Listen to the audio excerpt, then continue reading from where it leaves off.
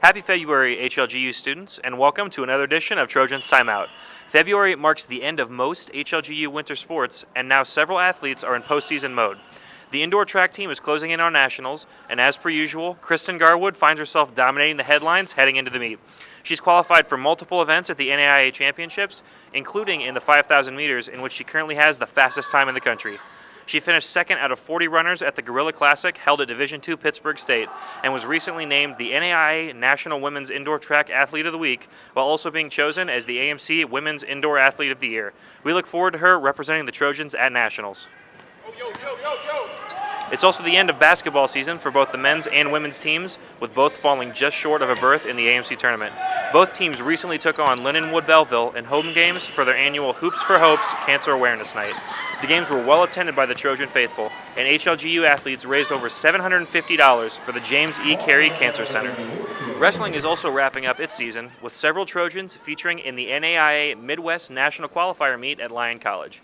Matt Mattingly finished in third at 157 to qualify for nationals.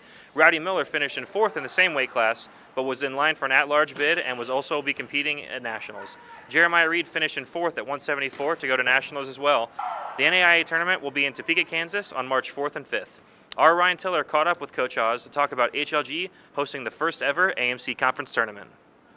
Hello everyone, I'm Ryan Tiller for TNN, and with me is wrestling coach Scott Hawes. Scott, your team is doing well this season, and recently you hosted the AMC tournament. Can you tell us why it is significant for the school and your program?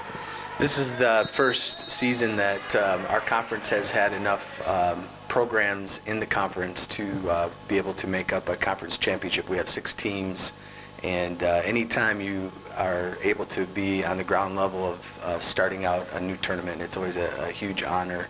And our campus really came together to put together a very quality tournament, and I can't say enough thanks to every department that helped in organizing the tournament, and you know, it sets the standard high for whoever hosts it in the coming years. But we were really privileged and honored to be able to host it. You had 3 wrestlers that were honored with the AMC Academic All-Conference team, as well as 2 honored with the AMC All-Conference team. As a coach, how does that make you feel? That makes me really excited about the future. You know, we finally have some upperclassmen. They're doing well academically, and that's been a challenge for a few years. And so, you know, those guys did a great job, you know, in the classroom, and some of them have done well on the mat, you know, in winning matches and placing at tournaments. And to have 2 first-team all-conference selections is a huge honor in our inaugural conference championship. The next step for you guys is preparing for nationals. Can you talk about how that's different from preparing for a regular match? Well, a lot of it is just drilling what we've already gone through throughout the season, and fine-tuning, you know, our takedowns, our escapes, our, you know, our technique on top to hold the wrestler down and go for the pin.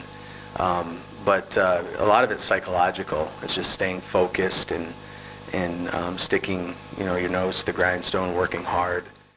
Good luck on the road to nationals. It's all the time we have for you now. Back to you. February also means that Major League Baseball is almost back in season. Here's Corey Burkhart with your Man on the Street question. Hi, I'm Corey Burkhart, your Man on the Street reporter. Today we want to know who your favorite baseball team is and what you're looking forward to most in spring training. My favorite baseball team is the Kansas City Royals, my hometown team. And I think I'm most excited to see what they're going to do with some of the new players they have, and if they can continue the cycle and maybe win again this year. My favorite baseball team is the St. Louis Cardinals. I am looking forward to the outfield battle. He's going to be starting some of our younger guys. And I'm also interested to see if Matt Holliday will end up playing first this year. My favorite baseball team is the St. Louis Cardinals, and I'm looking forward to summertime weather and attending games at Busch Stadium. Well, that's all for this edition of Trojans Timeout. Keep tuning in as the campus switches over to spring sports. For the entire sports team, I'm Nick Vandiver, and we'll see you next time.